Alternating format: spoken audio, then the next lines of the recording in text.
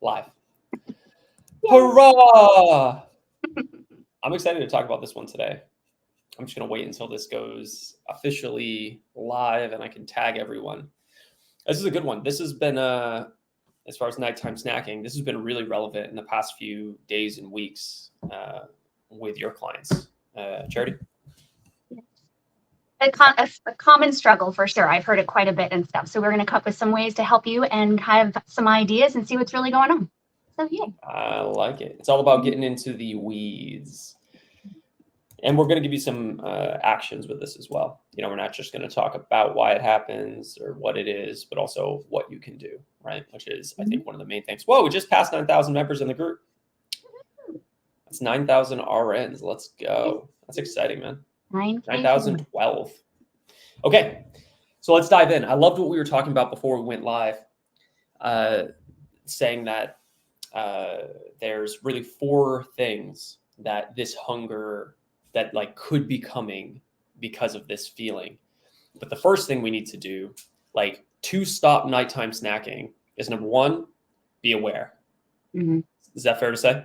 Absolutely. Mm-hmm. Why is awareness important? Why do I need to be aware? You need to be aware of what's actually going on. Are you doing this because it's a habit? Are you bored? Are you thirsty? Are you tired? And then just kind of seeing what you actually need. So without awareness, like nothing changes. So we have to be aware there's a problem. We have to be aware so that we can know what action to take. Makes sense. So you mentioned 4 things. What were those 4 things again?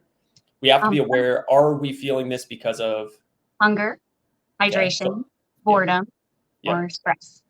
Okay. And I would even dive into hunger as like 2 pieces as well, which we'll dive into. Like, are you hungry? Meaning like, are you in a caloric deficit and it's hunger, or is it just a physiological trigger because that's normally when you eat? So we're going to dive into all of these things. Let's start with boredom. So, okay, because boredom and stress. So let's talk about emotional, because it seems like these 4 things can be broke down into 2 columns. The first one being physiological or physical, the other one being emotional. Bored and stress, emotional. Hungry and thirsty, physiological. Right. Which one do you want to talk about first, emotional or physiological? Let's start with emotional. Okay, let's do it. Maybe. Or did you want and also, I see your eyeballs out there. If you guys are here, feel free to drop a comment, say hello. Let me know if you guys also deal with nighttime snacking and like this video and all that fun stuff. All right, go ahead, Charity. The emotional one, I mean, that can hit you at any time during the day, right? Maybe not just at night. So just kind of figuring out, if you're stressed, does eating actually help with the feeling? Like, what other feeling are you looking to feel? What does peace look like to you? How does that feel? What brings you peace? And then just asking, like, does food actually do that? Because I would dare say not most of the time. That is a good question. I would say too, thinking from first principles, if it's boredom, if it's stress that's causing us to eat, of course, the most logical thing to do, which isn't always the easiest thing or possible, depending on what that stressor is, but is to eliminate it at the source. So if you're feeling stressed, eliminate your stress. Well, of course, that's easier said than done when it's something chronic or something that goes beyond just what you're in control of. Now, we could probably even dive into how to deal with stress, potentially. I mean, I don't know how much we want to dive into this right now, but it's my belief that there's 3 ways to deal with stress, right? We can deal with it at the source, where we just rip it out so it never happens again. We can change the way we view the situation so that we essentially feel different about what's happened, which causes your stress to go down. Or we can change the way we cope with it. We say, okay, look, it's totally out of my control. I can't change the way I view it. It sucks. It's terrible. But let me not choose food. Let me choose something else, and find something different. So let's talk about boredom a little bit. So, all right, let's say you feel stressed, you feel bored. What are maybe some things that I can do to start changing this habit if I'm feeling bored or stressed? Well, I always like to make lists before these things happen. So you have a list of things that maybe bring you joy, like a new hobby or coloring or whatever, but having that already ready. So when you're in that time at night and you're like, ugh, I'm so bored and all you want to do is turn on the TV and, binge whatever it is, you have a list of other things that bring you happiness to go to. I think that's really smart, right? I remember hearing when I was a kid, these 5 Ps: proper preparation prevents poor performance. And I think that sums it up really well. If you have no plan and it happens, we're just going to go do that thing. It's the path of least resistance, right? But if you really do want to change, you can set up your environment for this as well. And this goes into, all these podcasts combined, things that we talk about. But yeah, set up your environment, right? When you're feeling these nighttime cravings and hunger. Can you guys hear my dog in the background? He's excited. I think he's really excited about nighttime stacking. Right? I always give him nighttime stacks. Okay, what is oh shoot, now I'm just thinking about giving my dog treats. What was the last thing I said? I don't remember. Oh man, were you not listening to me? So setting up your environment. Environment. So setting up your environment. So you're going to feel these feelings. So, okay, when you go to your fridge, what's there? Like, what's eye level? I know this sounds, very remedial, but it's like my son, who's 20 months old, he opens the freezer and, if my wife or me puts the popsicles at eye level, guess what he wants? Popsicles. But if we put those popsicles out of reach behind stuff and he sees maybe something else, he generally either goes, closes it, or he goes, yeah, I'll take that. And it's a healthier option. Not saying that popsicles aren't healthy. Actually, popsicles are actually a little hack. If you're looking for a low calorie option to binge and you're like, no, I need to eat something, popsicles can really get that sweet spot away, because you can find popsicles that are like 30 to 40 calories that don't affect your digestion. You pop 3, even if you overindulge and have 3 of those, that's 100 calories. That's like, less than 7% of your day, versus having like 5 pieces of chocolate, which with Easter coming up is like not even that fulfilling in my opinion. And that's like 300 calories. So anything with ice, snow cones, Frozen grapes. Great frozen grapes. Yeah, if you want to stay more natural. But yeah, prime your environment, because if you're going, like, worst case scenario, if you're going to do it anyway, have better choices, right? Like we talked about the berry medley smoothie, the berry medley, raspberries, strawberries, blueberries, calorie-free whipped cream. Just toss all that on there and blah, blah, blah. And it doesn't have to be like this small dessert cup. Like when I have it, I have like 2 cups. And I'm like, I can't eat another bite, but I like that feeling sometimes, and it's still only 8% of my calories or whatever for the day. So, all right. So we're talking about boredom, stress. Worst case scenario, you go do it, have better options available.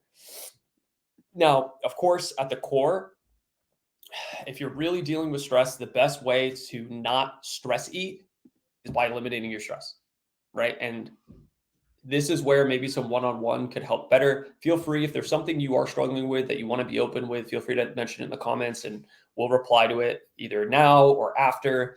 And we can help you try to solve these things in this setting. Now, let's dive a little bit into the physiological, because I feel like that's something that we haven't covered a ton in this group. So we talked about, why we're emotional or why we're eating at night, two emotional reasons, boredom and stress. But there's 2 physiological reasons too: hunger and thirst. And sometimes, of course, we think we're hungry, but we're just bored or stressed. So assuming that, okay, we've identified that this feeling's actually hunger because we're in a caloric deficit, what's your thoughts on that? It's okay to be hungry, and maybe look back at what you did eat during the day. Did you eat enough? That's another piece of insight. So maybe you can adjust for the next day. And then also that can make you feel tired too. And those can be misconstrued as hunger cues as well.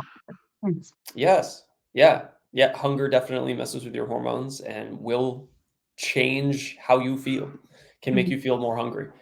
I agree with what you said too. I feel like, I don't know if it's just America, but I feel like in America, we're taught that hunger is bad.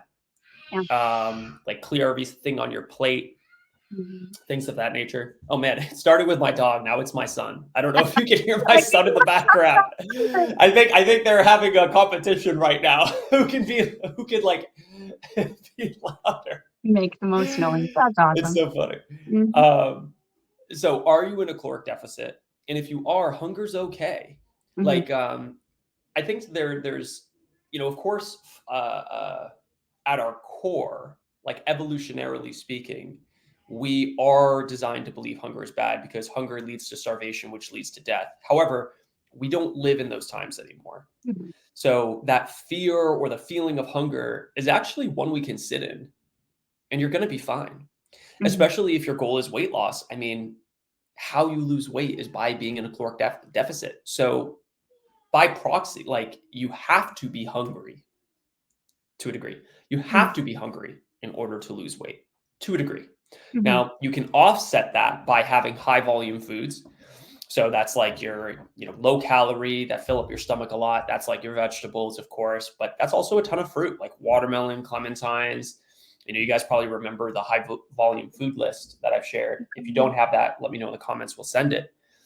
But you can curb hunger with those things and still be in a caloric deficit. But also, like, it's not bad to just be hungry Mhm. for a little bit. Fasting is like, you guys are probably familiar with autophagy, the body's own cell cleaning process that only really takes hold after fasting for 42 to 48 hours, in which case, like, not eating for 8 hours ain't going to kill you. But we've gotten this almost almost negative association with like, oh, like you can't skip breakfast or like you're gonna die. It's like, no, you could skip breakfast, lunch, and dinner and not eat for a full day and just start eating the next day in theory. Now, granted, at some point, okay, will you start having dips in energy and all those things? Yes, but those are things that you can like explore, right? Mhm. Right. Um, is he dying? Can you hear him? I feel like he's dying out there. Oh, poor kid. Hey, Bia, is Kale okay? Oh, okay. Oh my God, that's wild. Okay. Anyway, so that makes sense. Uh, the other thing to think about is it a habit, right? Because hunger, like we get hungry at certain times of the day, depending on when we were, feeding ourselves last. So if at night you normally get hungry at 10 o'clock, or I just saw a comment come in. We have oop, oh, I can't see it. Any thoughts while I look for this comment really quickly? I feel like hunger has a range too, right? So There we go. ravenous, you're at like 10, that's when you're hangry. You kind of don't want to wait until you're there. But maybe if you're only at Right. level 1 or 2, you might be able to still sleep, but kind of balancing that out and just checking in. And I don't think hunger is one of those things you go from 0 to 10 in 2 seconds. Though I did read that if you have large sugar spikes, depending on what you're eating, your dips are going to be a lot lower. So if you're eating that Mm. high quality protein food and stuff like that, you're going to have more of an even keel, and that hunger is not going to feel like you have to go eat an entire whatever at this Yes. moment or something bad's going to happen. It's just like you recognize, oh, I'm hungry, but that's kind of how that's as far as it goes. So it's kind of Yes. another interesting idea how your brain works into that too, and the hormones that are released. Yeah, that makes sense. Amanda says, "Good morning. Not a nighttime snacker regularly. I have found I'm more of an afternoon before dinner snacker." Yeah, so very similar.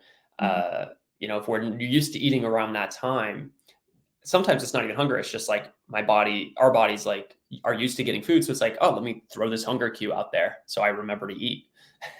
That's called the Dave, witching hour, though. When everybody gets home right before you make dinner and stuff. So yeah, having that's those have true. like celery or something to help kind of Yeah, work it while you're still making dinner, so you're not just fighting and eating all the time while you're making it and stuff. But yeah, that's definitely an intense time. Prep for success definitely. for that one.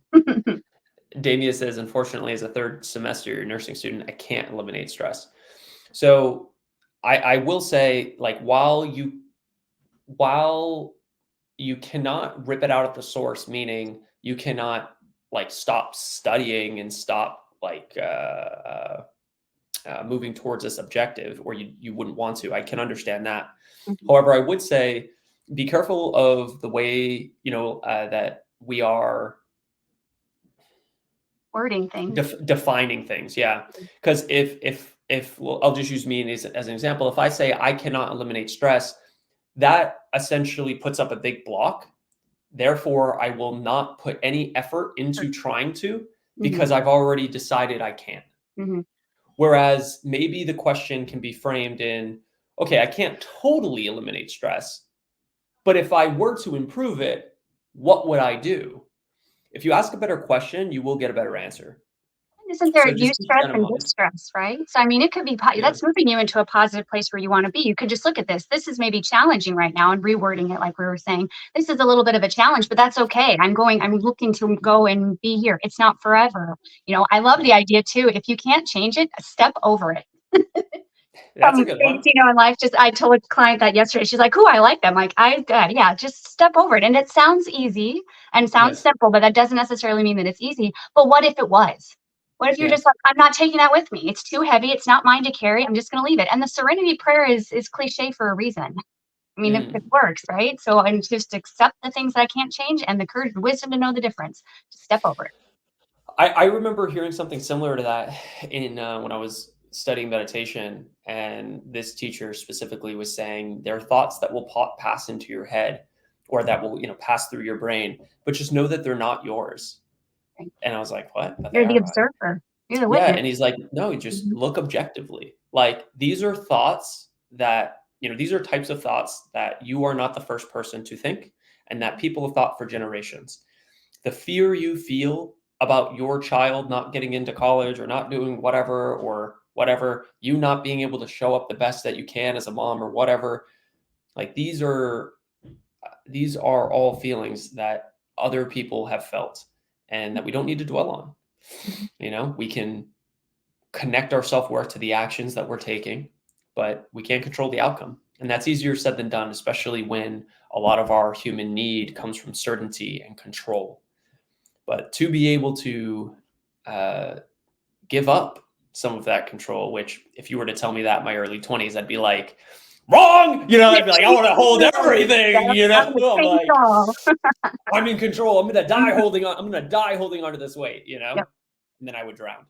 Mhm. So And it's a very interesting. practice, right? It's something, it's progress. Yes. There's no perfection. And this is why we practice. So we can be that calm sea or that vast sky. We're made to have these human emotions. It's the whole part of the human experience. So we're not here Yeah. to minimize what you're feeling or anything or say you can't feel that way. But yeah, don't allow it to pull you under. It's just something, that's interesting. I had this reaction to that. Hmm. So Yeah. just that non-judgmental awareness. And yeah, if you get to be the observer. And I feel like I don't know about you, but in my own experience, when I've been kind of the most, I'll say, deep in my struggles, is when I was the most against that idea. Because when I was in my deep struggles, you tell me that, I'd be like, what? No, you don't understand. Like, I'm dealing with shit. Like, I'm pushing through it. Hmm. But the only way to go, to deal with it is to go through it sometimes.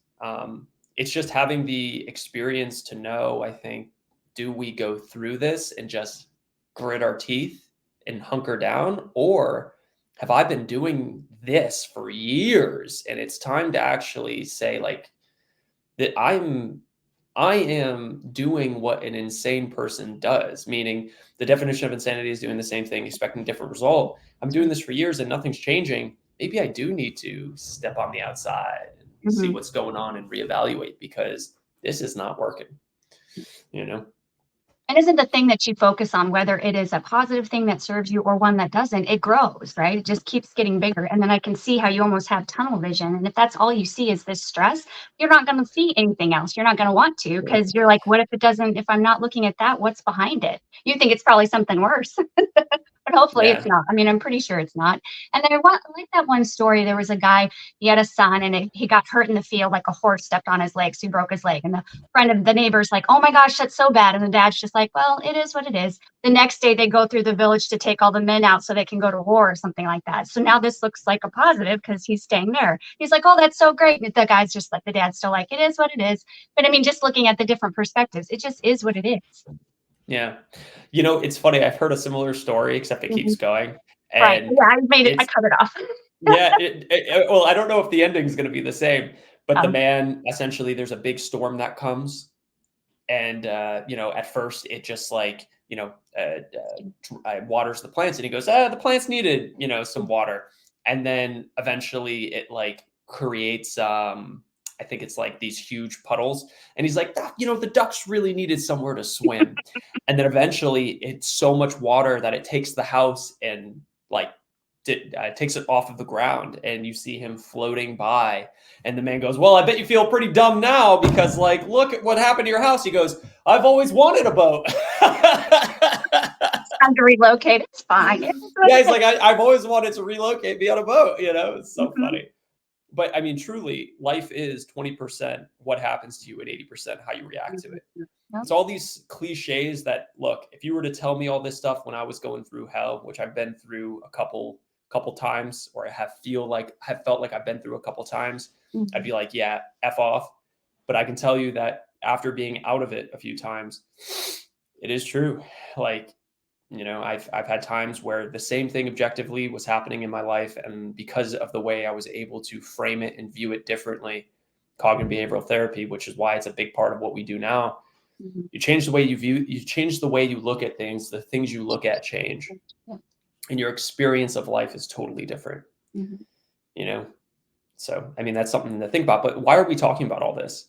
We're talking about all this again because if you are emotionally eating, snacking, whatever, there's probably something underlying stress or boredom that is not being addressed. So starting to address these things will be helpful. And just know that you don't have to go from 0 to 100%, meaning if you're totally stressed and life is chaos, you don't have to have a plan or have the outcome of getting totally stress-free bliss like Charity, right? Or like she shows.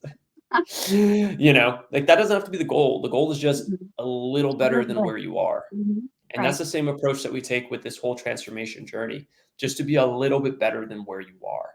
Remember, it's the all or nothing mentality that keeps us where we are, because we lie to ourselves and we say, oh, well, I don't have the time. I don't have this. I don't have that. And, if I just do a little bit, it's not even worth doing. I'll wait until this time where I can totally go in. But that's a fallacy. It's our brain just creating an excuse that doesn't exist, because for real, let's say you do wait until that perfect time. Great. Well, are you never going to incur stress in your life again? No, of course you are. It goes in Mhm. seasons. Mhm. And when it happens, if you've only been able to have your body that you want and the mind that you want when you don't have stress, you're just going to go back to what you're doing. And I don't know about you, but I'd rather have a brain and a body that works in every season versus just when it's nice weather. If you're looking at a car analogy, I don't want to be a sports car that only thrives when there's no salt on the roads. I want to be a tank. I want to be able to, man, I don't care. Rain, sleet, shine. You could throw I don't know, a tree on the car or on the tank, and I'll just keep pushing through. Mhm. But that's hard to develop sometimes because we're talking about developing emotional states, changing your beliefs, which take time. Mhm. The strongest force in the human personality is staying consistent with the way we see ourselves. And that identity is only created by actions. And it takes time. Remember, you don't need every vote to win the election to decide who you want to be, but you need the majority of votes. And the challenge with that is, if you've been voting for the last 20 years and you have 20,000 votes cast, and now you're starting a new journey and you've only been doing this for a couple months, and you say, but my identity hasn't changed yet. Yeah, you've only cast 300 Yeah. votes. Right. You need to go another 6 months, another Mhm. 12 months. But this is the unsexy part of really making things last forever. So, You're getting that yeah, emotional resilience along the way. And I like asking yeah. myself, what else is true? So you might be saying, I'm really stressed out right now. Well, what else is true? What else is going on? And just kind of, you can keep asking yourself that question. And you've heard of people who've gotten diagnoses and later on they're like, that changed my life, but I could almost not imagine my life without having it. They're not wishing anybody gets a diagnosis of something, chronic disease or whatever, but how it has changed their life. It reprioritized things. They learned how resilient they were and how strong they were, and so now they're moving forward a changed person. And hopefully, usually it made them better instead of bitter. Yeah. And I feel like that just stems from belief, right? From a belief. You take two people, that one person, let's use the same person in two different situations. The first person, they say, cancer diagnosis, this is the end. Mhm. I only have a 50% chance of beating this. And, I've never been lucky my whole life. Mhm. And what's the point? Man, why me? Why me? And then you Mhm. start going on this cycle. Why me? And when you ask the brain a question, it has to come up with an answer because you deserve it, because Mm. you've never done any good for anybody. And what do you think that does to your self-esteem? Makes you feel even worse. Where the other person, they get a cancer diagnosis and they say, this isn't the end. This is the beginning of a new chapter. And I'm not going to let this beat me. And hey, look, there's a 50% chance of beating this. Half Wow, full, right? amazing. It's amazing. Mhm. I was looking at other cancer diagnosis. It's 2%, 3%. This is 50%. I got a shot. Mhm. So here's what I'm going to do. I'm going to get my nutrition line. And now I have a real motivator. I'm going to get my nutrition line. I'm going to get this in line. And because of this, they appreciate life more because they're not, promised as much time, you could say. Mhm. And like you said, they make their, trying to think of a clever one-liner. I'll think of it. They make their misery their mission. It's like they take the thing that was painful and they make it their purpose. They make their pain their purpose, whatever it is. But it doesn't Mhm. even have to be that extreme as a cancer diagnosis. It can Right. be Agreed. whatever. You can take wherever you are if there's something you don't want. And in this moment, you can associate something new to it and ask better questions. When you ask better questions, you get better answers. You take different actions, you get different results. Mhm. Very nice stuff. Yay. See, and I feel like it's empowering, right? Otherwise, rather than having like that victim mentality, I can't do this, this isn't possible. Now you are possible. Just a Yes. little bit of it, because what else is true? You can do this, you can't do that. What else is true? Yes. And it all goes back to this idea of extreme ownership. It's my and also, is this resonating, guys? I know that there's people watching. Does this make sense? Do you agree? Do you disagree? Let me know. Let me know in the Mhm. comments if you agree or disagree and be like, yo, no, you're wrong because of this. Like, let's talk. This It's isn't true. just me doing a sermon. Yeah. But I was talking to my wife yesterday about like some of the, characteristics that we'd want our son to have as he develops. And one of those things is extreme ownership, which I've heard people, I've gone back and forth with people and had great conversations. And I'm a big believer that anything, if you had to choose about nothing's your fault or everything's your fault, if you had to be one or the other, of course it's somewhere in the middle. But if you had to choose one or the other, I would rather my son or me or anybody that I care about have everything, believe that everything's their fault. Why?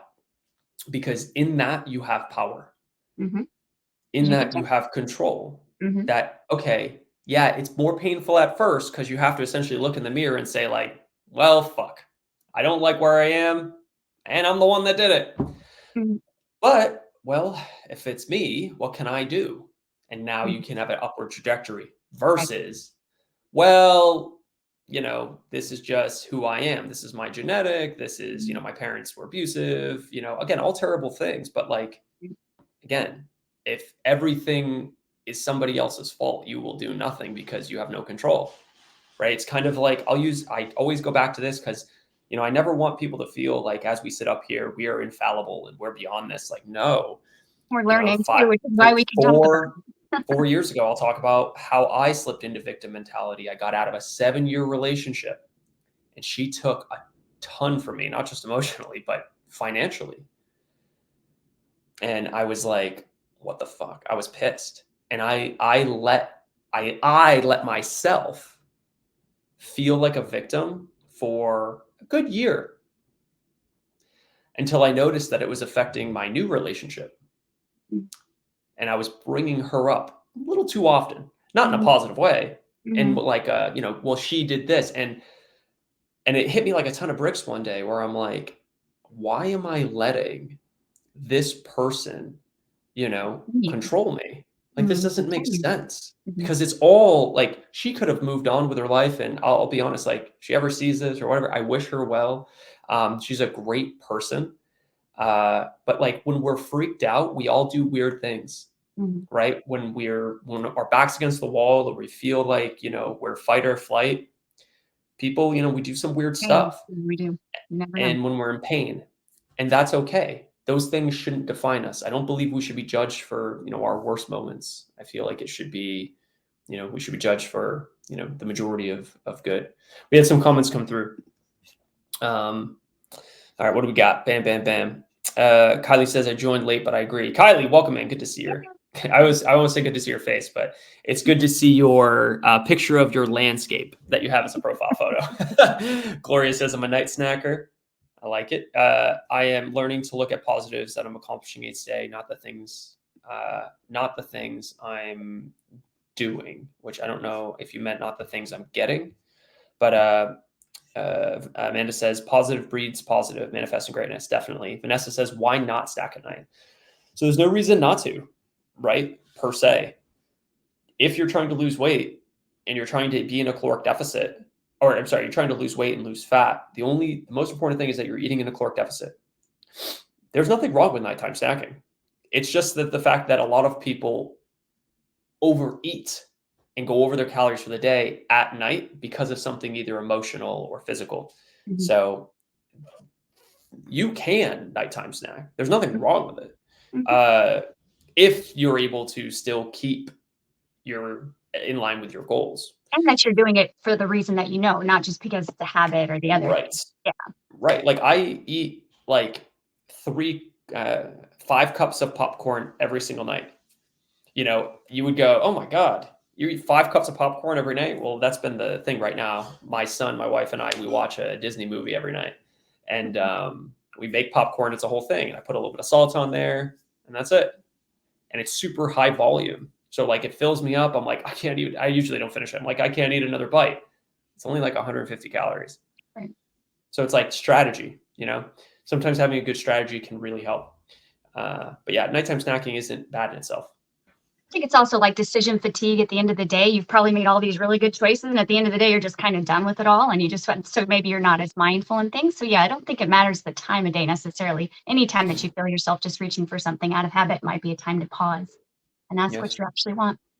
Yes, definitely have that awareness. Kylie says, I have hurt my knee and am not able to move as much. I was spiraling mentally due to having decreased activity. Coach Rachel helped me remember it's okay. Focus on the only things I can do. It helped me considerably.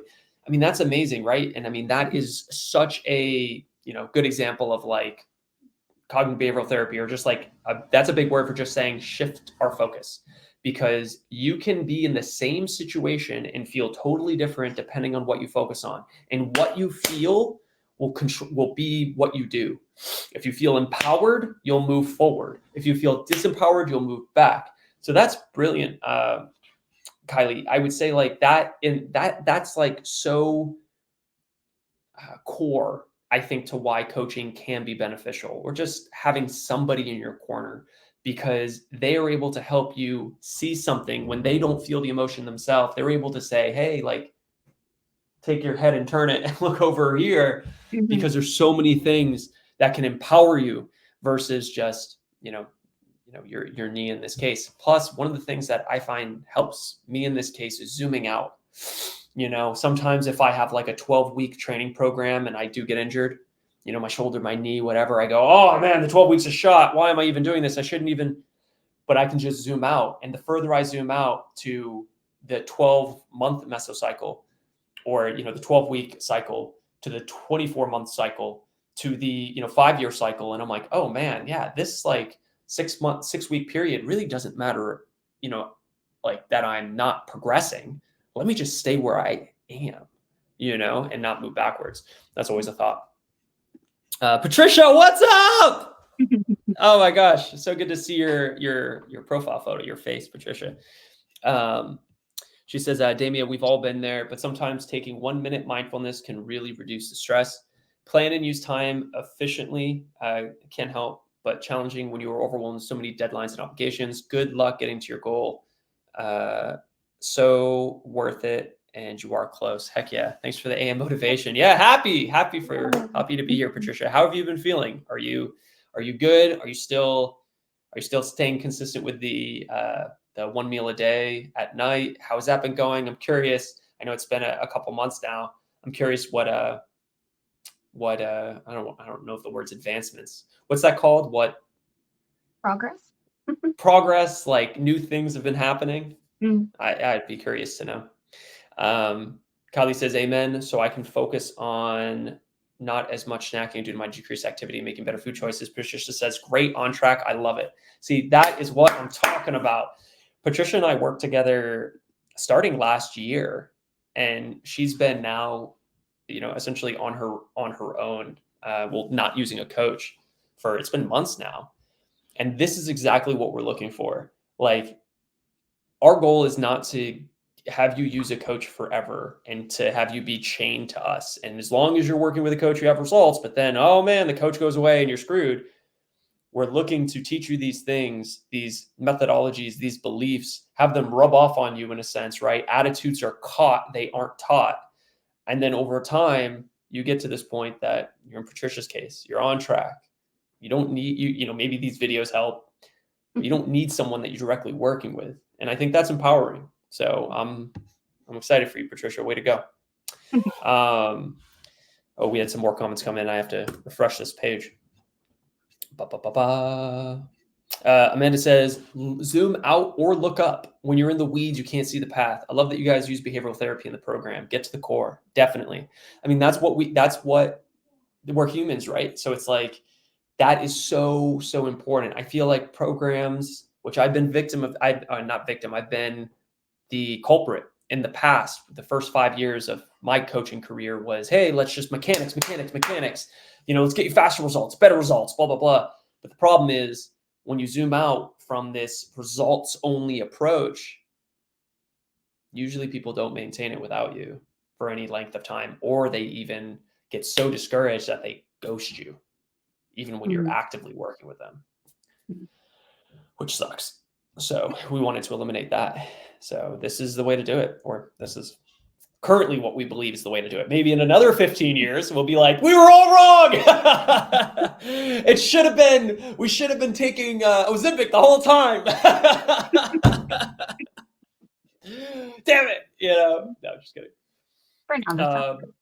Patricia says, at times I give myself an extra meal if I feel the need, but balance it with the night meal. That's perfect, right? I absolutely love that. And Patricia, like, one of the things that I would say is like probably maybe I don't know about a cornerstone, but like a great nod that you're still going in the right direction is, do you feel guilt by giving yourself that extra meal? If you don't, rock and roll, right? Because if you don't feel that guilt, you're able to rebalance, it's not emotional, and you're good. If there's anything that we can help, like when we say all these things about zooming out and look at the positive, what we're really trying to do is temper your emotions. Because if you think about what makes you not getting to your goal, it's that you stop. It's not that you slow down, it's that you stop. So if there's anything we can optimize for, it's not for results, it's for making sure you start this journey and never stop again. How do we, what makes the person stop? Negative emotions, guilt, failure, all these feelings. So if we can just eliminate those feelings and teach you how to make it so you don't have those feelings in the first place, or not just teach you, but really have you catch those attitudes, then you're good. Now you're getting set up to a point where you're like really, what's the word? Set up to fish on your own, if that makes sense. You've learned how to fish, not just give a fish, right? You teach a man to fish, yep. Eat for life. If you give a man a fish, he eats for a night. So that's what we're trying to do. Yeah, good stuff. Make it a lifestyle, right? It's a fisherman's lifestyle. Yes. Yeah, I like it. Yeah, all good stuff. Yeah, I'm excited for the future. The best is yet to come. Not just for this group, or not just for, I should say, for you as an individual, or for us, or for the company, or for us as individuals. But I really do believe that the best is yet to come. That is my belief that I've chosen. Whether I'm wrong, I could find tons of evidence for why that's wrong, or I could find tons of evidence for why it's right. Right? Goes back to what we were talking about before. I choose to believe that the best is yet to come for me, for you, for the company, for our impact, for my son, for my wife, for my family. And the more I focus on that, the more evidence I create for why that's true. If you do not have an empowering outlook of your future, that is the first thing you should change, because you will not feel motivated to take new actions if you do not believe the actions you're taking are actually going to last or result in anything. How do you do that if you don't believe you have an empowering future? You have to change your input. That's what these are for. We could get on and we could talk for 5 minutes and get to the point. How to stop nighttime snacking. Bye. But repetition is the mother of learning. So hearing this again and again and again, we say a lot of the same stuff in all these episodes. I'm not going to lie to you, but we say them in a slightly different way and different people tune in. And all you need to do is hear it enough before you get to the point where now you start to question your old beliefs. And you don't switch from, the future is going to be worse than the past to the best is yet to come. It's slow. You go from, all right, the future is going to be worse than the past, all these reasons. Well, you know what? Maybe the future could be better. And you have this little glimmer and then you just stack it. And eventually, just like the votes in the election, whatever has the most votes and the most evidence wins the election. And that's what we're trying to do. So any belief, if you want any new result, work backwards. What result do you want? Okay, what is the actions that would help you get that result? That's usually where people stop though. Then think, what are the beliefs that I would need to have to never lose motivation again? What is the belief? So if you're trying to, we'll use this one because that's what we're talking about, right? We're trying to transform your body, right? Permanently. Actions are what we all know: exercise, nutrition, sleep, all that good stuff. What are the beliefs I would need to have in order to always be motivated to take those actions? One of those beliefs would be that you can do it and maintain it. You may not know everything you need to know at this moment for that to be true, but I believe it's possible because in all the information that's available in the world, you have us for free in this group, and then you can always take advantage of one-on-one coaching, right? With all the information that's out there, is it possible that you can transform your body, sustain it forever, and essentially not be like in pain doing it, right? Because if you're in pain, that's willpower, like it's not going to last. But and actually enjoy life. If you believe it's possible, you will take different actions, and you will be motivated. So it all starts with belief. As corny as that sounds, you just got to believe. Yes. But a lot of people start on the actions. It's interesting we talk about nighttime snacking and completely circle back. Well, it always goes back to the core. We always do. Yep. It does not matter what we talk about because it's always going to go back to what actually matters, which is the psychology, the core, your beliefs. Your beliefs control your actions control your results, and it's a feedback loop. But it all starts with beliefs. And this is why crash diets suck. Because you start with actions that are way too challenging, that are on willpower. You get good results in the beginning, and then maybe that increases your belief of, okay, cool, this is the way to do it. And then eventually, though, your pleasure goes down, your results start to slow down, and your belief starts to shift. Oh, man, is this even going to work? And this is a lot of pain, and then you just spiral downwards. What we want to do is put you on a virtuous cycle where you're moving upwards. Your belief is getting higher. Your actions are getting higher. And more importantly, there's no willpower. You're being pulled towards these actions. But anyway, a lot of good stuff. Kylie says, I'm learning to practice what I preach. I love it. Yeah, it's great stuff. It's great stuff. All right, cool. We could ramble forever. I could ramble forever. I'm sure I've talked 90% of this as I do. Okay. This is why you don't want me as your one-on-one coach. Because we hop on, Patricia can probably attest to this. We hop on calls and I'm like, great, 30 minutes. And I talk for 25 minutes.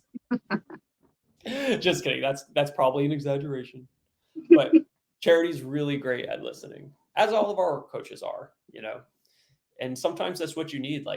I would say, man, the majority of the time, what clients are getting from us is not, yeah, here's the perfect workout, here's the perfect thing to eat. It's how can I navigate these emotions during this journey and set up systems to where I never stop again? Personalized to you in your life and what comes at you in real time. Once you do that for 12 or 24 weeks, you should be relatively untouchable, and that's the idea. So, all right, good stuff. Here's to your motivation and ever-growing awareness. So lovely. Yes. Ever-growing awareness. It's a good one. I like it. Oh, I see some hearts. Yeah. Yes, Patricia, thank you for the hearts. But I appreciate you guys being here as always. If you're watching this on a recording or you're here live now, feel free to like this. It shows it to more people. Comment, it shows it to more people in the group as well. And yeah, it helps us. And if you believe in the message that we're trying to send out, it shows it to more people. So that's all good stuff. I think that's about it. Yay. All right. We'll see you guys tomorrow. We're going to go live with Coach Rachel. So we'll see you then. Yay. Bye.